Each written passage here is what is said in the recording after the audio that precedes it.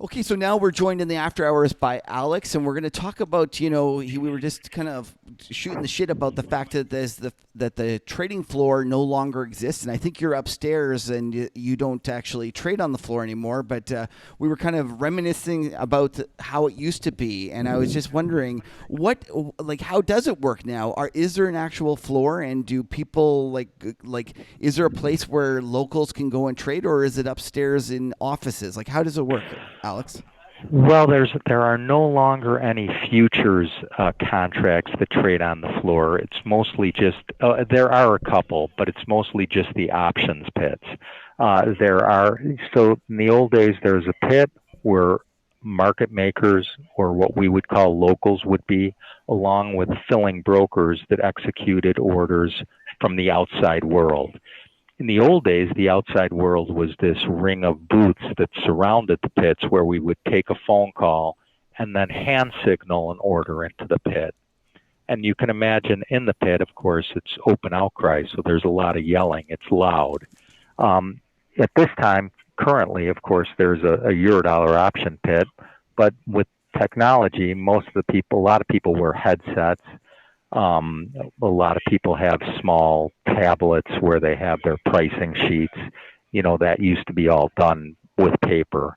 Um, in terms of the market making groups, there's typically a market maker in a given group. There's typically one or two market makers in the pit, and there's an upstairs guy. So, and these guys are linked up with headsets. So the upstairs guy is in front of screens. He can trade the futures and do the delta hedges, etc. So there is a pit, but it's just nowhere near as large anymore. So why does the pit even exist? I guess I'm a little confused about that part about it, because isn't it all electronic? Like, isn't every trade going to go into the machine, and or are there still Well, stuff that's a long time ago, the markets in the pit, and this is even maybe a year and a half ago, were probably tighter and quicker than you could get on screen. So, for ah example, and this is especially true. I mean, the Treasury options not as much, but the Eurodollar options, there are options on all the different contracts. There are a lot of synthetic yield curve spreads that go through the Eurodollar options. There are a lot of three-way or strategy trades that go through. So, as an upstairs broker, if you say to me, "Oh, can you check the December at the money straddle versus this out of the money call?" and I can check it on screen or I can call down to the pit. When I check it on the screen, I have to build it on the screen, and it takes a minute to do that.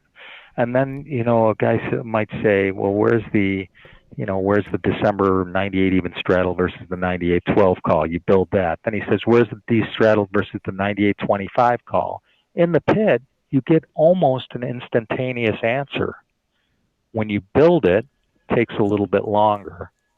Now, of course, we have market makers on our Bloomberg chats that we ask for those things as well. Um, okay. but why would the pit, why would the pit continue to survive? It survives because it's really quite efficient and fast. Just because they're quicker at coming up with those prices for you than you going and asking for a quote, like putting it into their system. They already know what Yeah, they're. I have a system here, right? But I have to actually build, for obscure quotes, I have to build the strategy. Or if somebody says, "Well, where is this call versus a future here? Where is it versus this other future price? Can I change the delta?"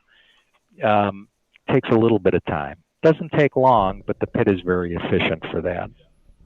And so, who are these groups that are taking the other sides of this trades? Like, who is you often I love reading your blog. You'll talk about 50K of this, whatever, like straddle went up, or oftentimes it's even more complicated than just a straddle. It's a four-legged blah blah blah blah. Who's taking the other side of that? Who are these groups that are coming in and filling, like when a Pimco or other guys like a Gunlack comes in and wants to get these orders filled, like institutional side? size.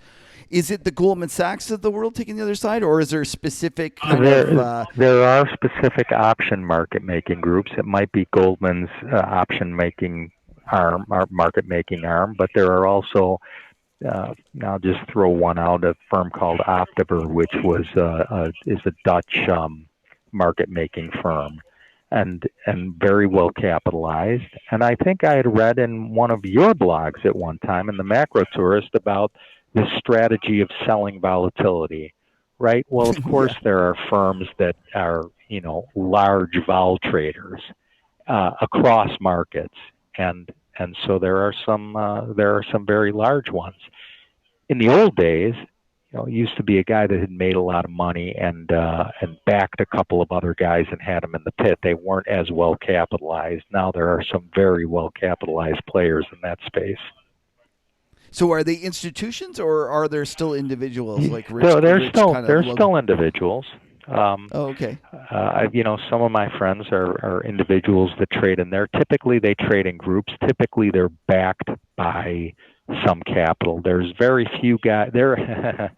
There are very few guys that go in with their own capital. There are some individuals that were backed by somebody else and got large enough to trade their own capital. So when somebody comes in and asks for a 50 lot, like 50,000 of something, is that often like, half a dozen different groups selling it to them, like, and they come up with a price and it's done that way? Or is it often just one, two counterparties, a buyer and a seller? Well, we have a facility called block trading, which is not on the floor where you call around for and indicate huge size. In that case, it'd probably be one counterparty to another. When something like that is traded on the floor, and if it's a smaller delta thing, odds are you're going to be able to do 20 or 30 or 40,000 on the floor, especially if you feed it in a little bit. There's a lot of groups that will make 5,000 up markets. If it's a 40,000 lot order and it's hitting the pit, it's probably going to go to 10 different groups on the other side. Oh, oh, okay. So it'll be divided up. So that's often what's Divided happening. up, right. And so that's a block trade that they've done So it's upstairs, and in then the they just pit. take It's it not a down. block trade. Upstairs, off off floor, you can call Right. around and get a market. Right. Right. Okay, and that's how that's done. Now, Sure. what other changes have you seen in the like that whole future square over the last, because you have a unique perspective that you've sat there, you've been down there for a long time. You obviously went in when you were just young, and you've kind of watched things change. Like, what other things have you noticed in terms of futures trading and how it's changed? Well, the technology is, these screen markets now are just tremendously large. And of course, when I came on, there were no screen markets of any sort. The costs of technology went way down. Commission rates have come way down. All the telecommunications. I mean, we didn't have when I started. There were no computers on the floor. Now everybody's phone has more computing power than we ever had. Initially, people used to keep charts by hand with the paper and chart graph paper. Um, but I would say that some of the uh, some of the strategies. Well, I will give you this one other little example. A lot of the Eurodollar market makers, what they would trade is butterflies or calendar spreads and butterflies.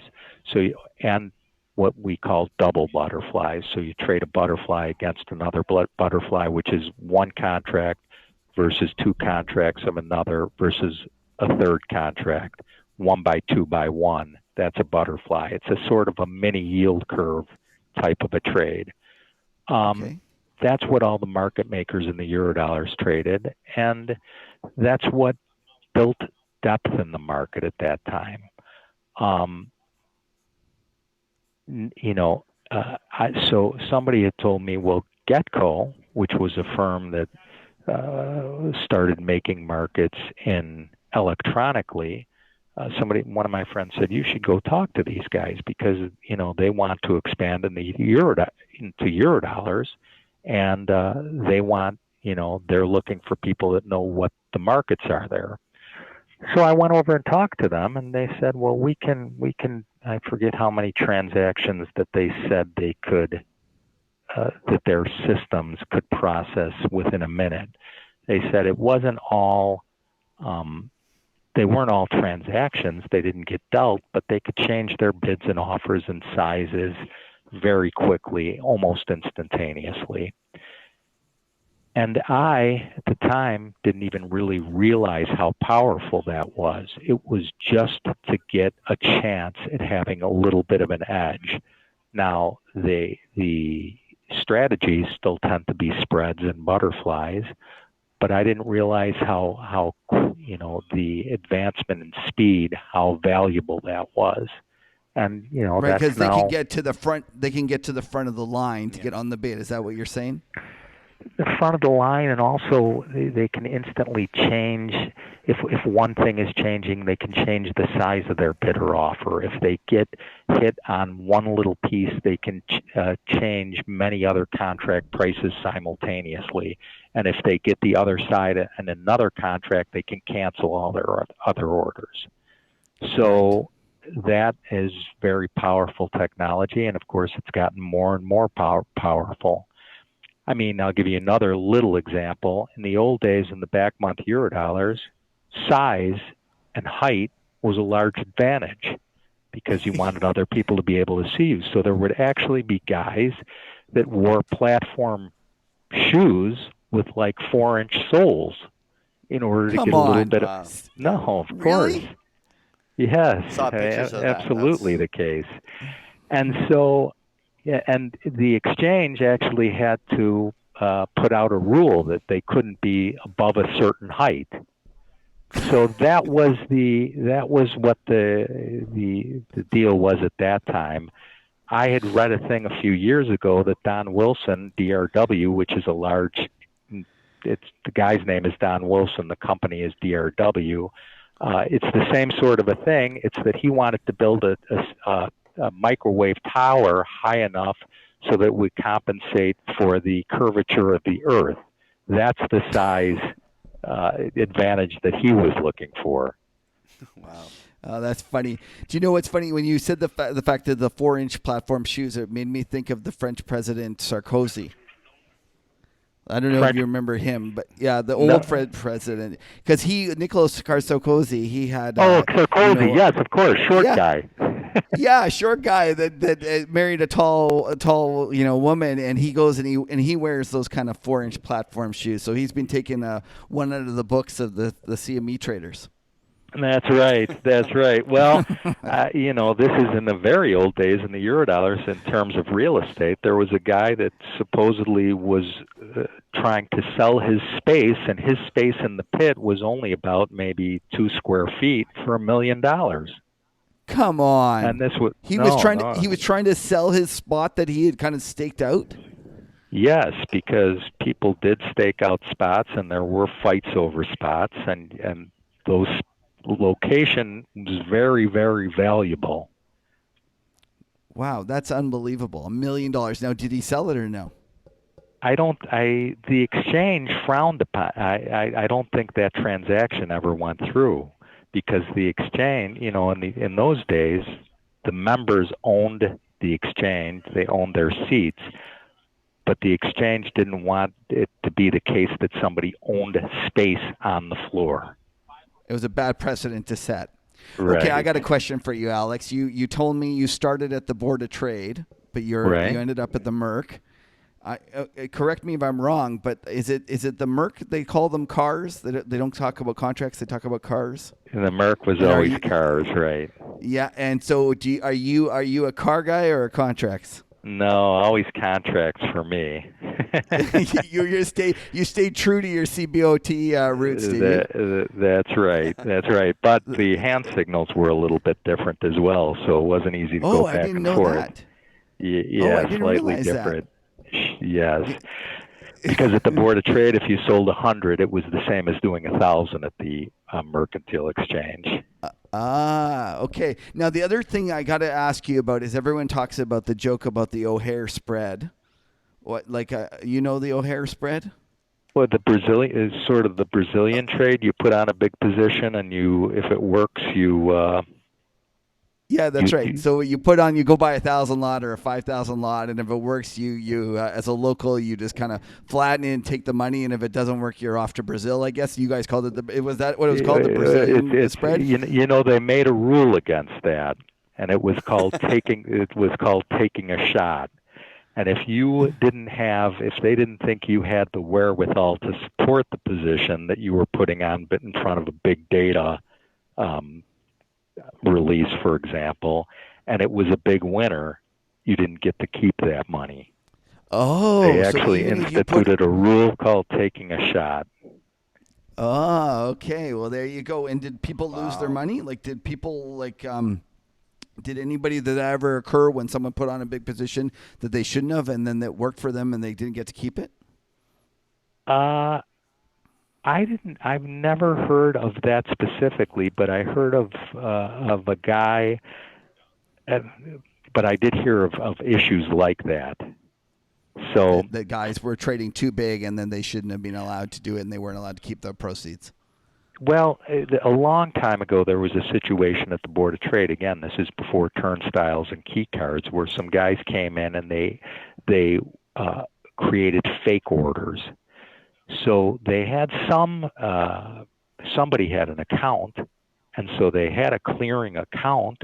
But if I walked into the Board of Trade floor and I was wearing, let's say, a manufacturer's jacket, and I handed an order to a pit clerk, who in turn gave it to the broker in the pit, and he filled it, even though that clerk might not know me, I was on the floor handing them a legitimate order. They just fill it.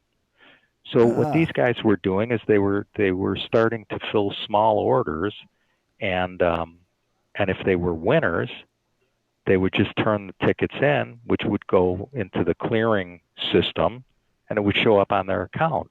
But if they were losers, they would just tear it up.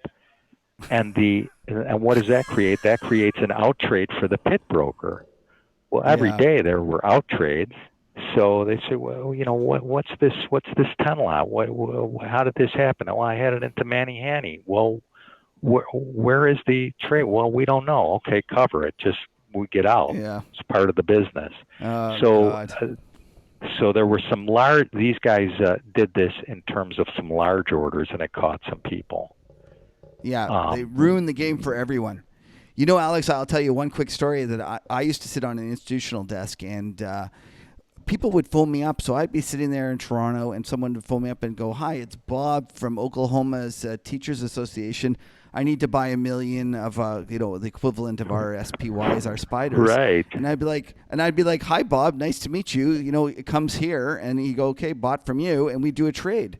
And nowadays it takes weeks to set up accounts and all the compliance and stuff like that. But people don't understand that this is how it was. There was a lot of trust back then, and you didn't worry about kind of all the regulations. And I guess really, the September 11th changed things in terms of with all the know your client rules and stuff, and rightfully Yeah. so. But it's just it was a different era when you could trade on a lot more trust, and it's unfortunate because it's nowhere near as much fun anymore. No, that's for sure. Yeah. Anyways, so Alex, I'm going to let you go. It was a pleasure having you. Before we go, I'm just going to give everyone one last shout out. Make sure you go follow Alex on his blog. Why don't you tell us where it is, Alex? And that's chartpoint.com. And And in the also, my if you sorry, go my ahead with your email. I don't mean to and step my all over you, email is Alex. no. It's amanzara, amanzara at rjobrien.com. Well, that's terrific. It's been a pleasure having you on. And Yeah. Patrick, I just want to Thanks. know, Yeah, thanks, Alex. Patrick had to go out for a quick huddle puddle. Alex has agreed to come to our July 21st. He's going to come with Nice. the Market Huddle meetup at the Public Love House. it. So it'll be another person that if anyone wants to come and talk to Alex, you make sure you come. And I look forward to meeting you in person, Alex. Yeah, Oh, it'd be yeah, my I do pleasure. too, I'm Alex. looking forward to it as well. Okay. Well, thank you very much. Thank you and, guys thank very your much for time. having me on. Okay. And make sure you guys go follow Alex on his blog if you have any interest in stir trading. That is the blog to watch. And it's been a pleasure having you. Take care. Thanks, guys. Okay. Bye.